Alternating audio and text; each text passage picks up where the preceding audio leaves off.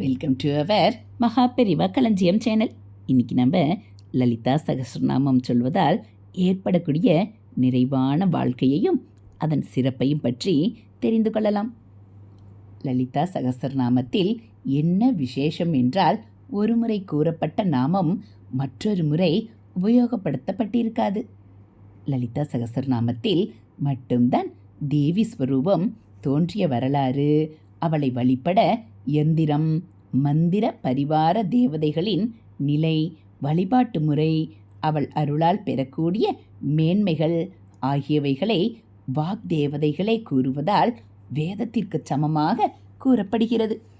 ஸ்ரீ மாதா என்று அழைக்கப்படும் ஸ்ரீ லலிதையானவள் எப்படி தோன்றினாள்? அசுரர்களின் இடையூறுகளையும் இன்னல்களையும் தாங்க முடியாமல் தேவர்கள் யாகம் வளர்த்து அம்பாளை வேண்டி நின்றனர்.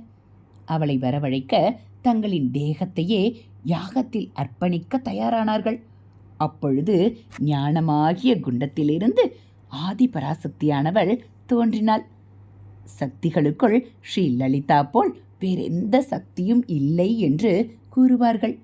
மந்திரங்களில் ஸ்ரீ வித்யை போல, நகரங்களில் ஸ்ரீபுரம் போல, ஸ்ரீ வித்யை உபாசகர்களில் ஸ்ரீ சிவனை போல, சகசரநாமங்களில் லலிதா சகஸ்ரநாமம் போல என்று மேன்மை வாய்ந்ததாக போற்றப்படுகிறது. நமது முதுகுத்தண்டின் அடியில் கிண்ணம் போன்ற அமைப்பு உள்ளது. இதுதான் மூலாதாரம் என்று கூறப்படுகிறது. நாம் மனதை ஒருநிலைப்படுத்தி சகஸ்ரநாமம் சொல்லும் பொழுது நாபிக்கடியில் இருக்கும் சக்தியை மந்திரத்தின் அழுத்தம் சீண்டி விடுகிறது. அந்த சக்தியானது மேலே எழும்பி சுவாதிஷ்டானம், மணிப்பூரகம், அநாகதம், விசுத்தி, ஆஞ்ஞை, பிறகு சகசரரா என்கிற கடைசி நிலையை வந்தடைகிறது. சகஸ்ராரம் என்னும் சிகரத்தில்தான் ஸ்ரீ சிவன் இருப்பதாக கூறப்படுகிறது. சகஸ்ராரத்தில், அதாவது சிகரத்தில் கவிழ்ந்த நிலையில் உள்ள கிண்ணத்தில் அமிழ்தம் உள்ளது.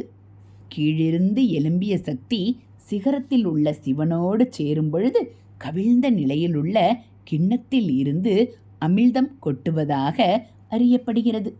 அப்பொழுது அவள் சிவசக்தி ஸ்வரூபிணியாகவே நமக்கு காட்சி கொடுப்பாள் என்று கூறப்படுகிறது.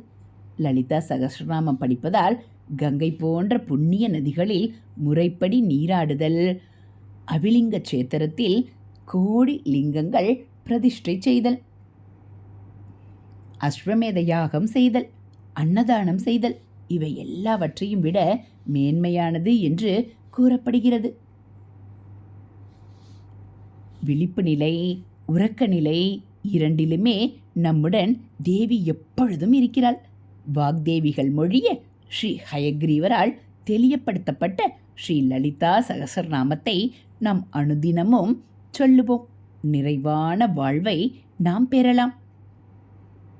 இப்பொழுது நாம் அனைவருக்கும் லலிதா சகஸ்ரநாமத்தை ஏன் ஸ்ரத்தையுடன் கூற வேண்டும் என்பதை புரிந்து கொண்டோம். இதுபோல் ஆன்மீக தகவல்களை நீங்கள் தெரிஞ்சுக்கணும் அப்படின்னா மறக்காமல் நம்ம சேனலை சப்ஸ்கிரைப் பண்ணுங்கள். கூடவே பெல் ஐக்கானை கிளிக் பண்ணி ஆளுங்கிற பட்டனையும் அழுத்திடுங்க. அப்போ நம்ம போடக்கூடிய வீடியோக்கள் உங்களுக்கு உடனே நோட்டிஃபிகேஷனாக வந்துடும். நம்ம சேனலில் வரக்கூடிய ஆன்மீக தகவல்கள், மகாபெரிவா மகிமை, தெய்வத்தின் குரல் பகுதிகள் எல்லாம் உங்களுக்கு பிடிச்சிருந்தா ஒரு லைக்கும் கமெண்ட்டும் கொடுத்து உங்களுக்கு தெரிஞ்சவங்களுக்கும் ஷேர் பண்ணுங்கள். தேங்க்யூ.